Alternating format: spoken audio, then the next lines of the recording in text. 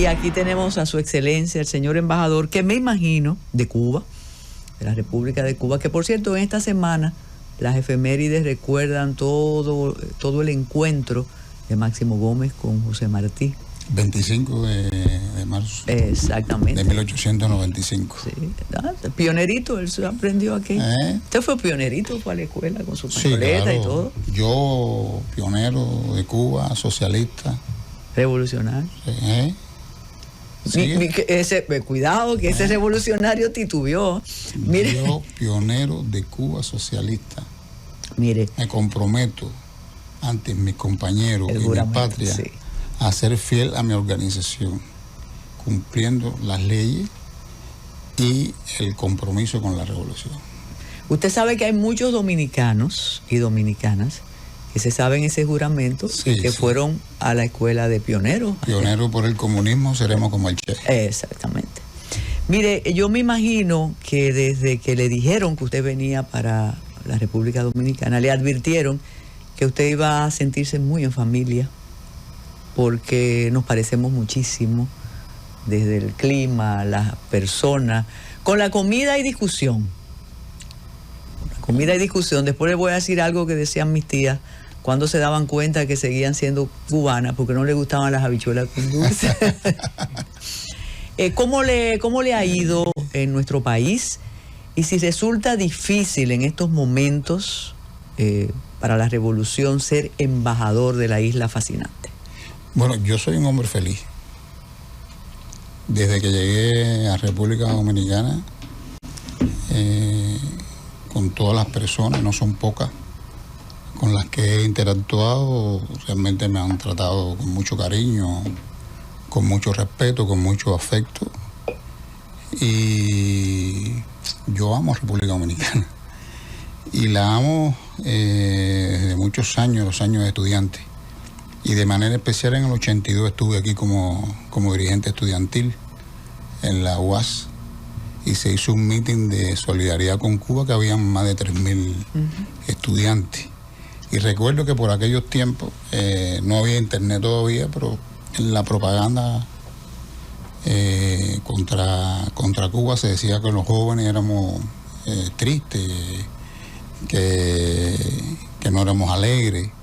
Y entonces me pusieron un merengue y empecé a bailar delante de todos los estudiantes, y aquello, bueno, fue tremendo.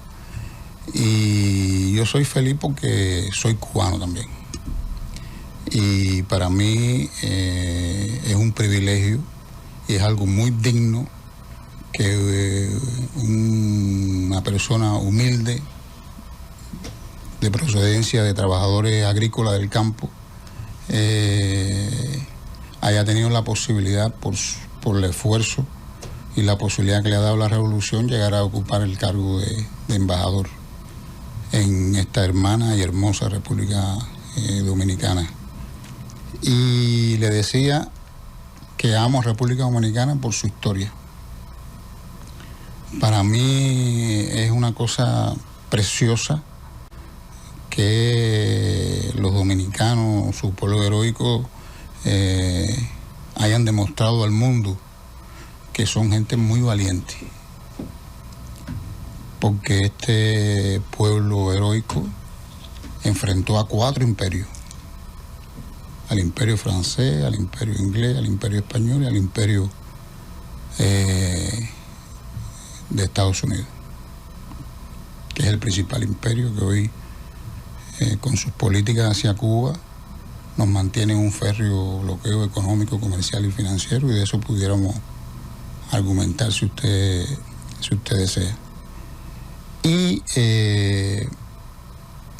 me llama mucho la atención un joven dominicano, Gilbert, que fue capaz de enfrentarse solo. Gregorio Urbano Gilbert. Sí, ese moreno dominicano. Me encanta su figura porque representa al pueblo dominicano. O sea, en los pueblos siempre hay un símbolo, y Gilbert realmente ha sido y es un símbolo de lo que es el pueblo dominicano.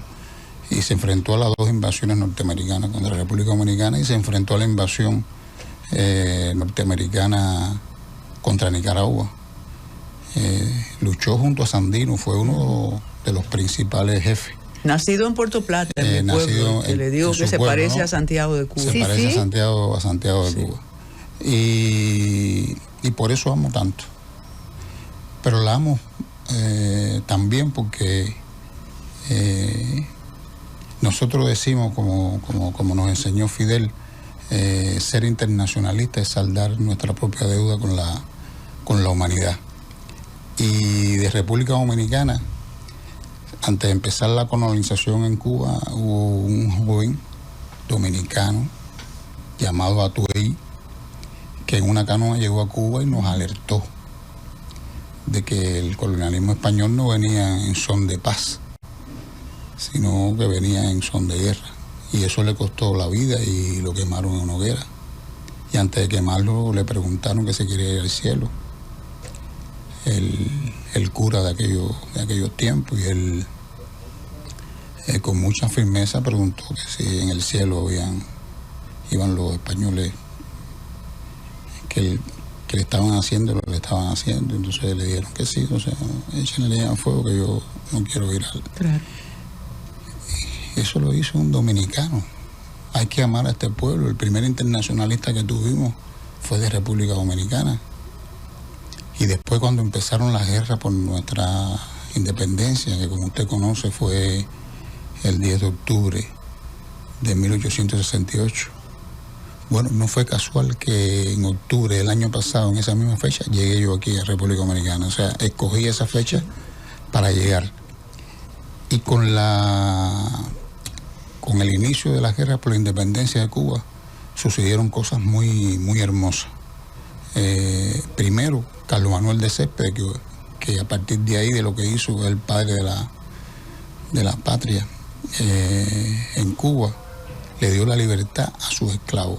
Un hacendado criollo con dinero le dio la libertad a sus esclavos y lo invitó a sumarse a la lucha por la independencia de Cuba. La mayoría se incorporó y ese fue el levantamiento del 10 de octubre, cuando no solamente le estábamos dando a los esclavos su libertad, sino también que los criollos cubanos se incorporaron y de manera conjunta empezaron lo que en realidad fue el inicio de la construcción de la nacionalidad cubana.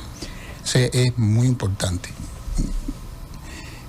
Ese fue el 10 de octubre. El 16 de octubre, en cercano lugar, un lugar que se llama El Dátil, se levantó un joven, ya no tan joven, pero joven de espíritu y de combate.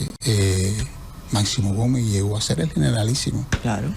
jefe del Ejército Libertador, pero junto con él, a lo largo de la contienda de la guerra por la independencia, fueron más de 80. Dicen unos 83, otros 85. Pero bueno, más de 80 dominicanos lucharon por las guerras de independencia de Cuba. Y lo más hermoso de todo es que nos enseñaron a pelear con el machete en la mano. Desde esa época no se nos ha olvidado a nosotros que la libertad, como dijo Maceo, no se pide ni se mendiga, se conquista con el filo del machete. Desde aquí, Radio Rebelde, ¿no? Y el machete ha definido tanto las luchas de Cuba como de República Dominicana. Y nos enseñó también Máximo Gómez algo tan importante, que uno tiene que llevarlo a la vida cotidiana, en su trabajo, en el suyo, en el mío, en cualquier circunstancia. Máximo Gómez nos enseñó que el día que no se combata es un día perdido. Entonces, eso usted tiene que llevarlo a la vida cotidiana. Eso si es eficiente, si usted claro no es que sí. eficiente en su trabajo. Cada día trae un desafío. Toda esa belleza, toda esa historia. Y recordé la canción de Silvio, Soy feliz, soy un hombre feliz, como te lo digo. Pido que me perdonen los muertos de mi felicidad. Toda esa historia, toda esa relación. Soy feliz, soy un hombre feliz y quiero que me perdonen en este día los muertos de mi felicidad. Vivo en un país libre que solamente quiere ser libre. Entonces, aunque nos cueste la vida. Todo esto, y yo recordaba el periodo especial, y le faltó su visita a Delio Gómez Ochoa. Sí. Yo recordaba el periodo especial. No, estoy bien en parte de la historia todavía. No, porque si lo dejamos, si lo dejamos... Hay que hacer una serie, Claro, hay que hacer una serie. Ajá. Pero entonces, es bella la historia de amistad claro entre nuestros pueblos. Entonces, 1992, periodo especial, lo superaron. Usted estaba jovencito aún. Es difícil ahora, se compara con el periodo especial. Quienes tenemos contacto con Cuba, quienes vemos, leemos lo que está pasando, estos atisbos de protesta que no se veían durante décadas, ¿cómo van a salir de este momento tan difícil, embajador? Con el espíritu de Martí, de Gómez, de Mella, de Maceo, con el optimismo con que Fidel, cuando salió de Tuxpan, dijo que si salíamos, llegábamos, entrábamos, y si entrábamos, triunfamos, y sobre todo con mucha inteligencia y mucha firmeza. El periodo especial inició en el año 90. Y el periodo especial fue la respuesta revolucionaria del pueblo cubano ante la opción cero, que nosotros la teníamos prevista para una guerra, para la cual siempre estamos preparados, porque tenemos el imperio del norte ahí que, como dijo Martí, el imperio revuelto y brutal que nos desprecia. En aquella ocasión se juntaron dos cosas importantes. Nosotros, por el bloqueo económico que ha mantenido más de 60 años los Estados Unidos, tuvimos en la práctica de relacionarnos mucho más con la Unión Soviética y el campo socialista. Y el 85% de los productos necesarios para la vida del país, además de lo que producía el pueblo, venía del campo socialista, y teníamos relaciones con el CAME, y eso sopesaba un poco la presión del bloqueo económico, comercial y financiero. Usted sabe que el Producto Interno Bruto llegó a menos 36 y tuvimos que poco a poco ir recuperando eso. Pero siempre se mantuvo, como nos enseñó nuestro líder, el comandante en jefe Fidel Castro, de que había que defender la revolución, la patria, la revolución y la conquista del socialismo. ¿Qué quiere decir eso? Que independientemente de las situaciones que nosotros tenemos, la salud pública es gratuita, que la educación es gratuita, que la seguridad social se garantiza. Lo demás no iba a faltar. Y a las mujeres les dijo, cuídense sus ropitas, sus vestiditos, porque lo van a necesitar, porque vamos a tener falta de todo eso. Y pasaron dos cosas. Pasó que nos decían que éramos satélites de la Unión Soviética. Y por lo tanto, por el efecto dominó, si se cayó la Unión Soviética, se caía Cuba. Y lo otro, como por efecto dominó, se iba a caer Cuba, que supuestamente éramos satélites de la Unión Soviética, se creó un gobierno en Miami, ¿no?, para venir a ocupar el gobierno de Cuba, porque nos íbamos a caer por el efecto dominó. Nada de eso pasó. O sea, demostramos que somos una revolución auténtica y fuimos capaces de salir adelante en situaciones muy complejas. La mayoría de nuestro pueblo, como siempre, ha apoyado a la revolución. Y mientras la mayoría del pueblo defiende la revolución, nadie va a poder con nosotros. En segundo lugar, el periodo especial fue muy duro. La situación de hoy es totalmente diferente al periodo especial. Fue una situación, desde el punto de vista económico, catastrófica, ¿no? Pero supimos ir con el esfuerzo de nuestro pueblo y abriéndonos un poco también con medidas dirigidas a sectores de la sociedad muy importantes, como priorizar el programa alimentario, el turismo, se abrió el turismo, la biotecnología, que venía desde el principio de los años del triunfo de la revolución. Se desarrolló el polo científico en Cuba, se siguió formando en carreras priorizadas, entre ellos la medicina y otras carreras importantes en el país, y fuimos convirtiendo lo que la revolución nos enseñó, que fue el acto aquel del 61, que Cuba se declaró territorio libre del analfabetismo. Seguimos desarrollando escuelas, seguimos desarrollando hospitales, etcétera, etcétera, etcétera. Y todo eso la gente como beneficio lo venía recibiendo. Ahora es distinto. No es ni remotamente aquella situación. Es peor. No, es mucho mejor. La situación es mucho mejor. Y antes de llegar a este punto de cómo estamos ahora, del 61 hasta acá, hay una gran inquietud y es ¿cuál ha sido la fórmula mágica de Cuba? ¿Cómo lograr, a pesar de esa gran limitación y esa estrechez a la que ha sido injustamente sometida, lograr convertirse en una potencia deportiva, de la ciencia, de la educación, o sea, ser un referente reconocido global que otros países con otras posibilidades no lo han logrado? ¿Cuál ha sido la fórmula de Cuba? 3 cosas. 1, la unidad del pueblo.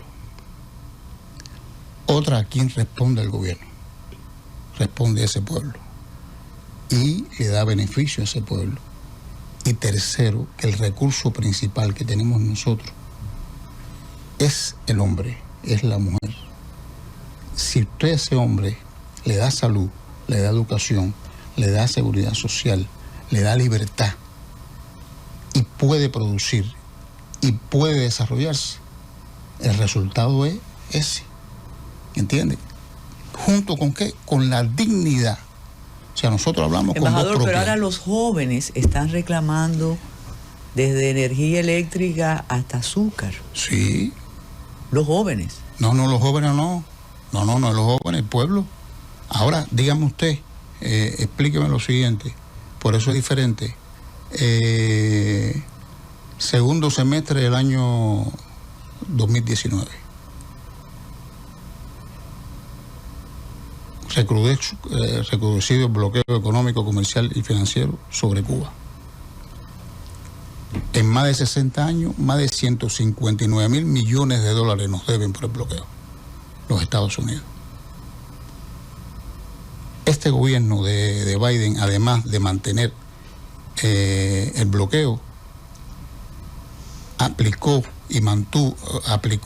mantuvo las 243 medidas contra Cuba de los 4 años del gobierno. Pero hay más países, le podríamos decir, con sí, los que se puede negociar. Sí, déjeme terminar.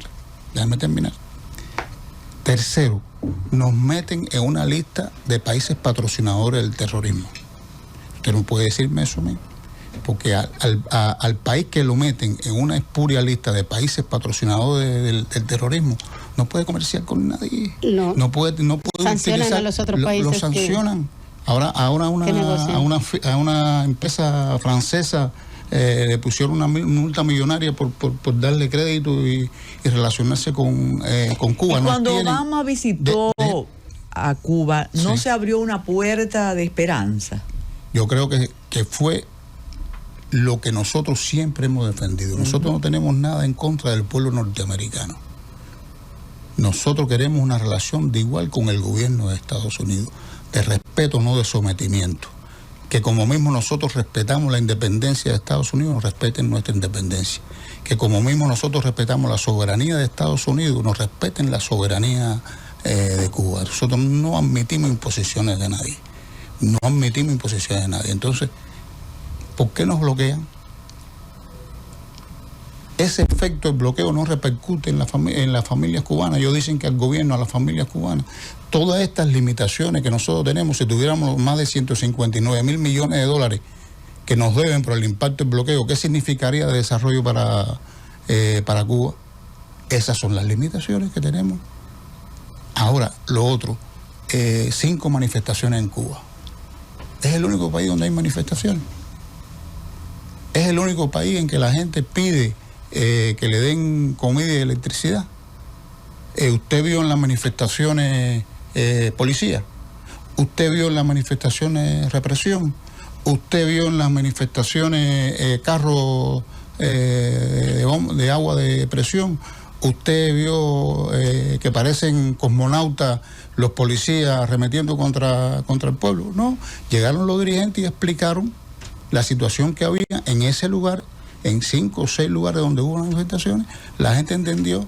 Si hubieran sido protestas y no reclamos sociales, ¿entiendes? Porque no tenemos el petróleo suficiente. El sistema electroenergético nacional ha envejecido, porque no podemos adquirir las piezas por responsabilidad del bloqueo que necesitamos. Ahora, nosotros, usted lo que estaba diciendo, que tenemos relación con otros países, sí, ahora llegó parte del petróleo de Rusia y de otros países, pero tiene una situación determinada también. No es como antes que te decían, te doy 14.000 millones de toneladas de petróleo y resuelve y te lo da a menos precio. No, ya todo eso cambió en el mundo. En Cuba hubo una pandemia de la COVID-19, como hubo aquí en República Dominicana. Lo que pasa es que desde el segundo semestre del año 2019, con el reconocimiento del bloqueo, ¿qué es lo que pensó el gobierno de Estados Unidos? Que le había llegado la hora a Cuba, no le dieron vacuna. ¿Qué pasa con el campo cubano? Voy. Yo le repito, sí. déjeme argumentarle, porque no nos dieron vacuna, no nos dieron respiradores pulmonares, no nos dieron nada, tuvimos que inventarnos a nosotros porque había llegado la hora de Cuba. Nadie nos dio vacuna a nosotros. ¿De dónde salieron las vacunas? De la inteligencia de los científicos nuestros. ¿Por qué evitamos que millones de cubanos murieran, que es lo que querían el gobierno de los Estados Unidos, para que el pueblo se rebelara contra nuestro gobierno y cayera por su propio peso? ¿Por qué? ¿Qué fue lo que hizo después el gobierno de los Estados Unidos cuando habíamos resuelto el problema de la vacuna y de los medicamentos? Propuso darnos vacunas nosotros contra la COVID y le dijimos, nosotros ya tenemos resuelto el problema, vamos a hacer algo, vamos a hacer un convenio tripartito y vamos a darle las vacunas al pueblo haitiano. Todavía estamos esperando la respuesta. Están buscando respuesta militar en Haití para resolver el problema y no hay respuesta para la cantidad de vacunas que le hacía falta a los haitianos. Entonces, es importante que usted conozca que el bloqueo es la causa principal y es el obstáculo principal para el desarrollo económico y social del país, en primer lugar. Y en segundo lugar, es la más masiva y flagrante violación de los derechos humanos de los cubanos. Ahora, la sociedad cubana no es perfecta. Nosotros también tenemos que trabajar mejores para el desarrollo del país en medio de todas esas dificultades. ¿Entiendes? Para que no se nos dañen esas dificultades. Porque cuando usted argumenta y le explica al pueblo la causa principal, el pueblo entiende. Cuando usted en determinados lugares no se explica lo que hay que explicar y la gente no entiende y usted por necesidades tiene que quitar la luz y la luz implica que tiene que quitarle el agua y el agua implica que entonces los productos que usted tiene en el refrigerador se le pueden echar a perder. Si usted no explica eso y toma medidas en ese lugar, ¿entiende? Entonces hay reclamos sociales y son justos los reclamos sociales. Tenemos que hacer una imprudente pausa, pero le voy a resumir muchos comentarios de personas de la comunidad cubana residente aquí. Hacemos la pausa, Francis, regresamos de inmediato. Seguimos con esta visita de oro, se nos quedan los sones, los boleros, desde Luis Carbonell hasta Celia Cruz. Su Excelencia Ángel Arzuaga Reyes. Ahí usted tiene embajador. Embajador. Sí, dígame. La señora Seguridad tiene una pregunta para usted. Claro, la audiencia está reclamando sobre los aportes culturales de Cuba para el mundo. Que casi se nos está acabando el tiempo. Especial para... Sí, vamos a tener que traer al embajador. ¿Y qué significa Fidel para usted? Qué bueno que el coordinador de prensa está con nosotros. Estamos en el aire ya. Sí, a mí me faltó, sí, claro, sé que estoy en el aire. A mí me faltó un elemento por la pausa. Y es que en los 90 no había internet. Y ahora hay internet. Entonces cuando alguien reclama algo en Cuba, lo multiplican. Entonces, reconocido, aquí lo tengo la grabación de un alto analista de la CIA, ¿no? Hay una campaña atroz por organizaciones desde Estados Unidos que son replicadas en otros lugares del mundo. Entonces, una cosa es la realidad de Cuba en Cuba y otra cosa es la realidad de Cuba en Internet. Entonces, esa campaña atroz lleva a que esas manifestaciones, como usted dice, que son reclamos populares en Cuba, en determinados lugares, parezca que la gente se está revirando contra el gobierno cubano, o que parezca que la situación en Cuba es caótica y que no hay solución, ¿entiende? Y en Cuba, para cada problema hay solución, ¿entiende? Y hay que trabajar duro para poder enfrentar la causa principal, que ya yo le expliqué lo que era, y son las medidas que adopta nuestro gobierno en los diferentes niveles para salir de esa situación, y medidas que se le explica al pueblo, y medidas que, aunque en algunas ocasiones son medidas duras, tienen que ser medidas duras para un determinado sector de la población, para poder proteger a los más vulnerables, porque la revolución no deja a nadie desamparado, y mucho menos a los niños, y mucho menos a los incapacitados, y mucho menos a los que necesitan más ayuda. Entonces, una cosa es la campaña contra Cuba, que es la que replican y que a veces intoxican en algunas ocasiones hasta algunos amigos nuestros que no lo entienden, porque lo que ven es Internet. Pero cuando van a Cuba, me lo han dicho a mí, cuando van a Cuba ven otra realidad. Y descubre que también es un paraíso, porque también igual que nosotros, claro, es una isla. ¿Y qué opciones, sobre todo por ejemplo en la parte turística, tiene Cuba? El que quiere ir a Cuba, ¿qué tiene que hacer, por ejemplo, el dominicano que quiere ir a Cuba? Sacar aprovechar la visa, el turismo. Una visa, va a sacar la visa que le cuesta $15 y puede visitar cualquier parte del país y puede caminar y puede hablar con el que sea, donde quiera, no solamente en las instalaciones turísticas, y puede comprobar y puede ir a Santiago de Cuba. Y el dominicano parece cubano. Y además no le van a preguntar nada porque ustedes son parecidos a nosotros, y en el tema cultural yo pienso que hay unas raíces profundísimas desde el nacimiento mismo de la sociedad dominicana y la sociedad cubana, que se entrelazan, porque hay una riqueza cultural. Yo sumaría ahí a Puerto Rico también y a otros países, pero hay una riqueza cultural tremenda, y además la relación desde antes del triunfo de la revolución y después del triunfo de la revolución, la relación entre diferentes manifestaciones artísticas, personalidades. No hemos visitado uno a otro, y a mí me parece que en ese camino nosotros pudiéramos ser mucho más. Claro. Extrañan a Fidel ustedes. ¿Entiende? ¿Les hace falta Fidel? Yo soy Fidel. Yo creo que lo más importante es tenerlo siempre presente en lo que yo hago. Entonces, si yo estimo y amo a Fidel y quiero recordar a Fidel, es que en mis funciones, ¿no?, yo hacerla lo mejor posible. Yo creo que la mejor manera de homenajear al comandante en jefe, y no decir si Fidel estuviera, porque mucha gente dice, si Fidel estuviera, esto es de aquí, no. Es que el liderazgo no se hereda, no se transmite. Fidel es Fidel. No hay sustituto, ¿no? No hay sustituto, Fidel es Fidel, ¿entiendes? Y como único nosotros podemos recordarlo eternamente es haciendo las cosas bien, con nuestra propia experiencia, con su legado, pero sobre todo luchando siempre por la unidad del pueblo. Y donde haya un defecto, señalarlo. Fidel decía, eso fue en el 20 aniversario de la revolución, si tuviera el privilegio de vivir otra vez mi propia vida, muchas cosas las haría diferente de como las hice hasta hoy. Eso es un espíritu autocrítico, pero puedo a la vez asegurarle que toda mi vida lucharía con idéntica pasión y por los mismos objetivos por lo que he luchado hasta hoy. O sea, que desde el punto de vista estratégico y los principios se mantuvo siempre firme. Eso es lo que tenemos que hacer nosotros. Pero cuando cometemos errores, y lo hemos cometido, tenemos que nosotros mismos rectificarlo, sin que nadie venga a estarnoslo diciendo. Nosotros mismos tenemos que rectificarlo y tenemos que solucionarlo.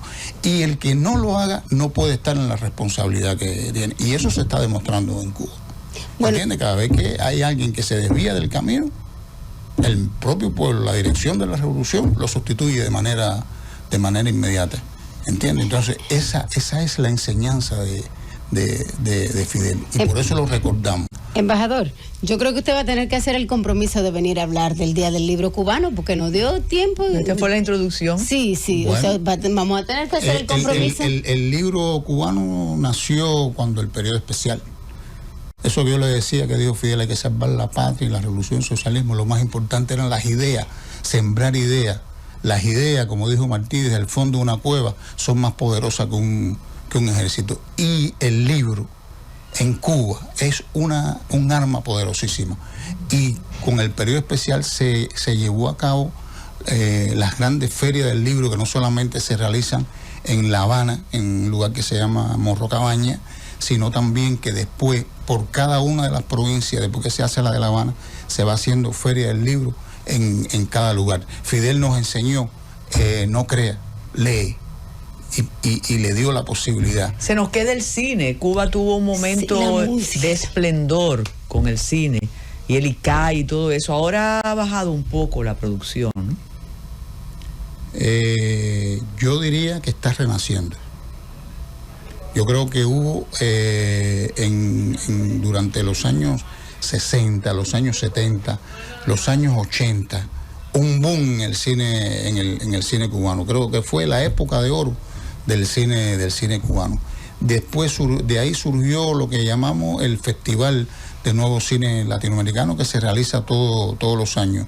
Y yo creo que en estos momentos hay un renacer del cine cubano.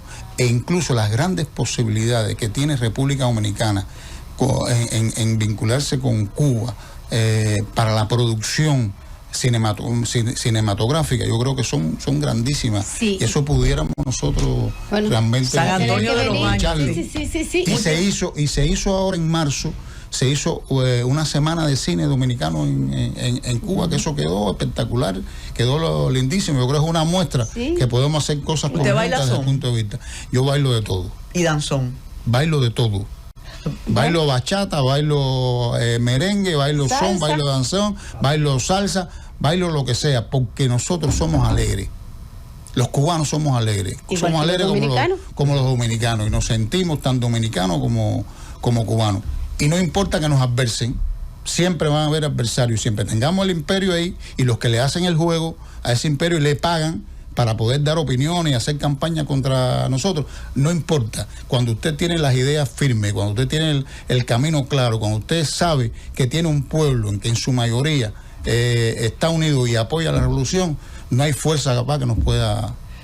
De verdad, muchísimas gracias. Esta ha sido la primera entrega de una serie de intercambios que vamos a tener con Su Excelencia el Embajador de la República de Cuba, de la República Revolucionaria de Cuba, aquí en el país. Gracias, de lujo. Embajador Arzuaga Reyes, por su tiempo. Oye, tú que dices que tu patria no es tan bella, oye, tú que dices que lo tuyo no es tan bello, yo te invito a que busques por el mundo otra tierra tan azul como tu cielo, una luna tan brillante como aquella que se filtra en la dulzura de la caña, un Fidel que vibra en la montaña y en mi corazón, un rubí, 5 franjas y una estrella que vive el heroico pueblo de República Dominicana. Somos y seremos siempre hermanos. Nadie ni nada nos lo puede impedir. Así que muchísimas gracias a usted que... A usted, nada más faltó la bayamesa. Muchísimas gracias, que ahí está. Que realmente ha sido muy amable, nos ha permitido conversar libremente, y sobre todo también a la periodista Carolina, que fue la causante, ¿no? Es una gente, cuidado con ella. Bueno, muchísimas gracias. Ahí se quedaron hasta mañana. Será un agente para otra gente, pero para Cuba es una amiga, y como amiga al fin accedimos a esta interesante entrevista, y usted que es una personalidad en este país, Carmen, ¿no? Muchísimas gracias. Se lo agradezco hasta muchísimo. mañana, y quédense con el gobierno que estábamos esperando.